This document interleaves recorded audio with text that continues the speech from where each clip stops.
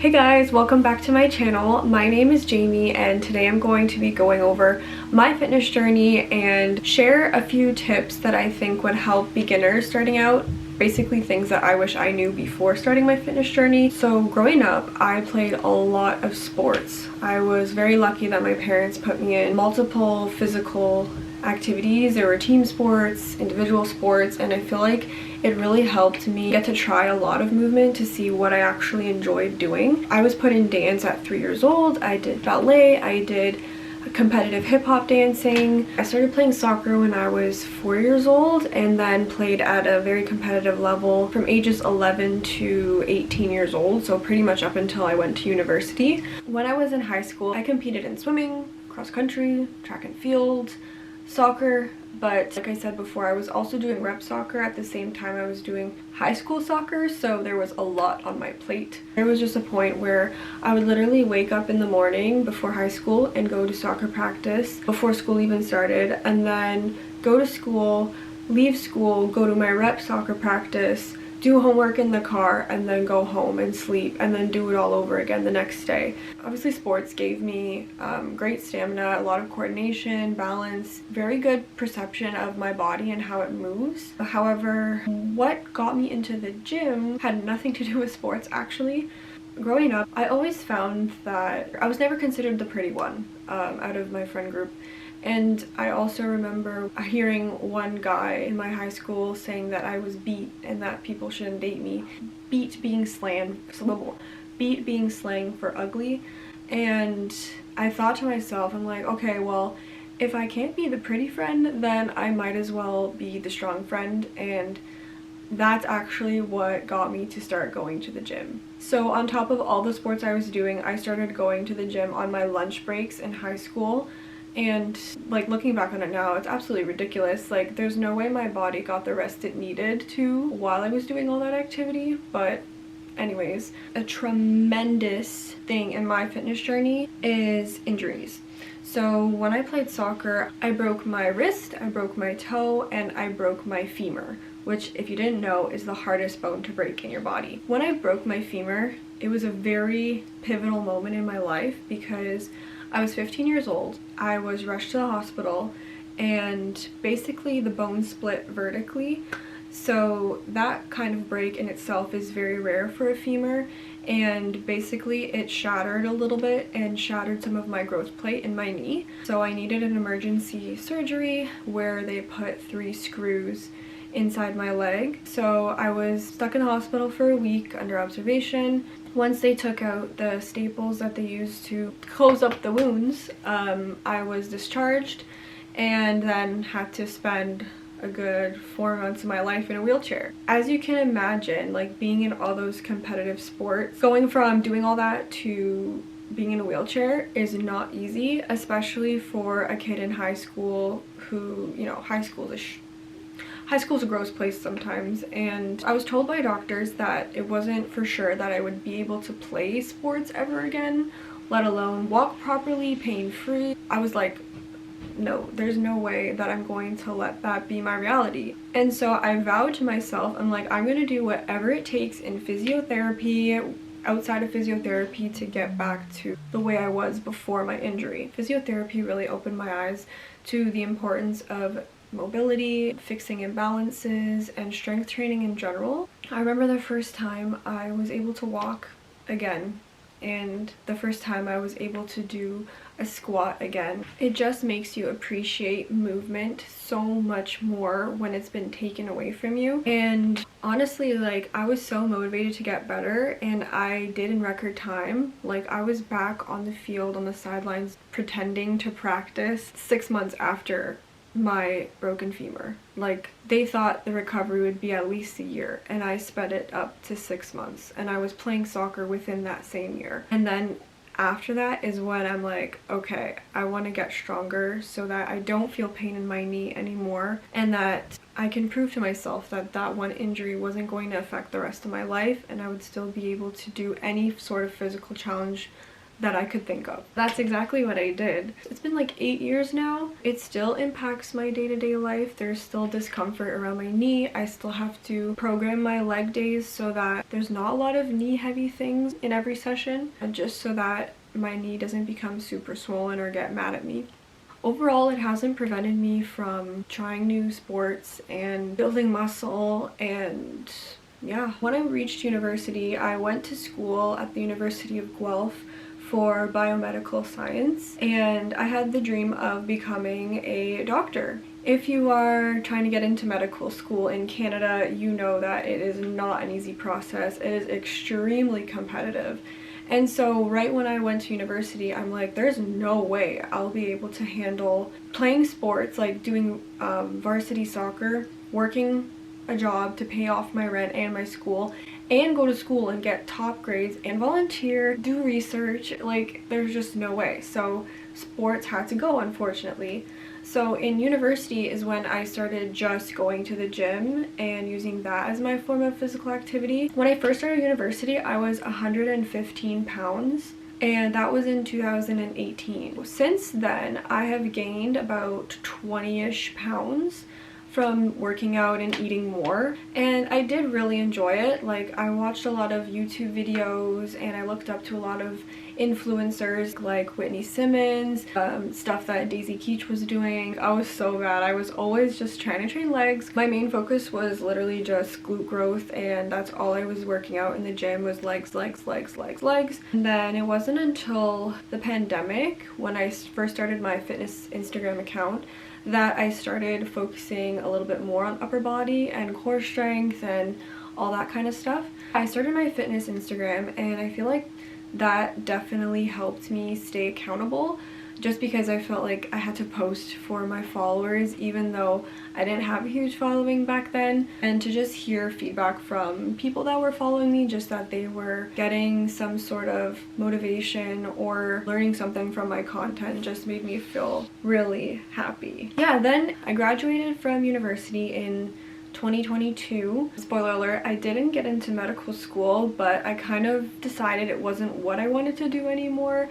Just thinking about the lifestyle and honestly all the sacrifices I already made, the dream sort of faded, and I wanted to not go right back into school to waste money and time like just hoping that I would find something, but instead just take a step back. I then got certified as a personal trainer with NASM, and now I work as a personal trainer. So at this point in my fitness journey, I am embracing every sort of movement. I'm trying to be strong everywhere. Working out consistently gives you so many mental benefits, and honestly, it is therapy. It is. Right now I have a 4-day split. So I train upper twice a week, I train lower twice a week. Sometimes I go in for a 5th day if my body wants to. I don't really force it if it doesn't feel right. But yeah, I'm working on functional movement. I'm still working on fixing imbalances I have, just on muscle growth in general, and being the strongest version of myself.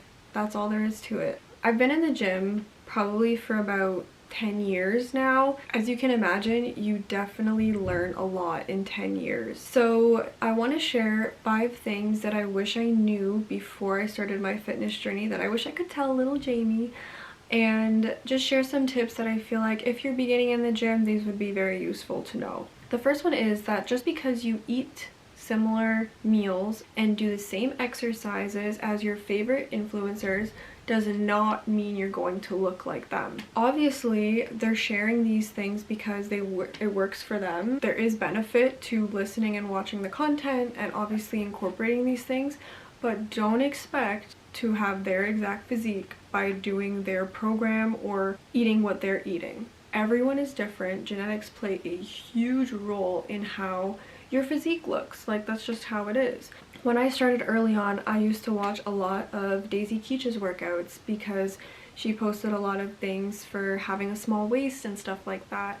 And no hate on Daisy Keech at all, love her. But like, I didn't understand because I was doing her workouts. Why isn't my waist as snatched as hers? And I wish I could have told myself, like, girl, it's not gonna happen. You're not her. You have your own body and you metabolize food differently. You have different food sensitivities. You have different genetics. plain and simple. The second thing is that you should be following a program and not doing random exercises every single session. If you're doing random exercises or you don't have a certain split, then you're gonna get random results. If you want to grow efficiently in the gym, then you need a plan. Having a plan and a program to follow also makes it a lot less intimidating when you first step foot in the gym, because you have it all written out for you, what you're doing, what machine to use, how much weight to use, and all that. So you're not just lost wandering around being like, oh, that's free, maybe I should use that. And the whole purpose of having a program too is to also be able to track what weight you're using, how many sets you're doing, because at the end of the day, if you're trying to grow muscle, you want to make sure that you are progressively overloading every single week, which means increasing the intensity of the exercise, whether that be sets, reps, amount of weight you're lifting.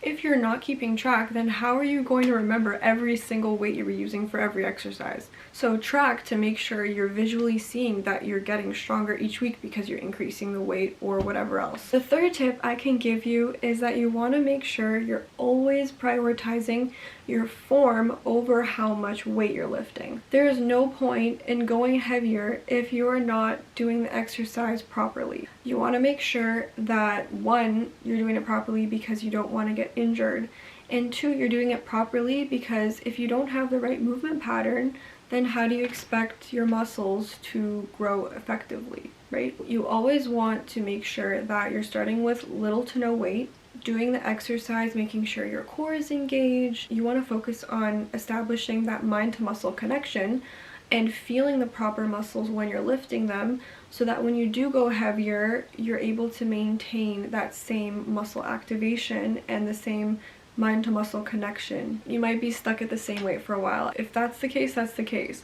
But trust me, stick to form and tempo. Don't rush through your reps. Make sure you're going control. Those are huge. Eventually, you will get to the heavy weight, but for now, we have to make sure we have a good foundation. Okay, the fourth thing is that your life outside the gym is just as important as your life inside the gym. Obviously, you could be going to the gym 4 to 5 times a week, have that perfect program, but if you're not out doing what you need to do outside the gym that complements what you're doing inside, then you're not going to see results. This means getting at least 7 hours of sleep every single night, hydrating, drinking enough water, eating enough protein. That's one thing I definitely didn't do at the beginning of my journey. That was my biggest thing, like how I gained the weight that I gained and the muscle growth was because I started eating more food. If you don't fuel your body properly, how do you expect to grow, you know?